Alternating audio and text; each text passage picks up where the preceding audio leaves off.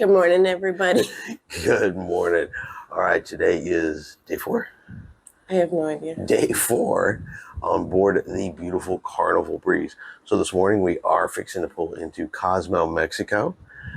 So we'll be getting off the ship here in about an hour and a half. Got an excursion plan, gonna do a little snorkeling off of a catamaran today. Supposed to be a small group VIP snorkel, paddleboard, and some swimming. Lunch is included and all that, so we'll be taking a look at that today. Then coming back on board the ship this afternoon and having some fun. Yes. Yeah, you ready to get your day started? Yes. All right, let's get another day started out here on the high seas.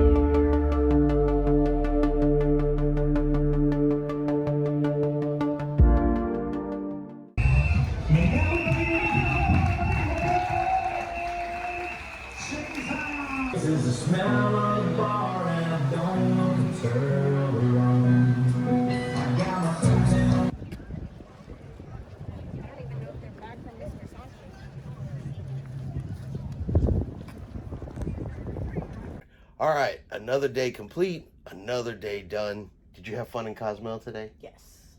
We did the Catamaran VIP tour with snorkeling, paddleboarding. You could play out in the water. Came with lunch. It was pretty good lunch. For being on a catamaran in the middle of the ocean. For being on a catamaran in the middle of an ocean, I'll give you that. And we'll talk more about the excursion, answer questions on that, during the live video. But yeah, so we went into Cozumel, pretty much spent almost the whole day there. 4 hours on the excursion. Then, of course, we walked around the cruise port, did a bunch of shopping. Dylan had to get presents for his girlfriend. So we did a bunch of, cruise around so he could check it out, pick up everything he needed, came back on board the ship.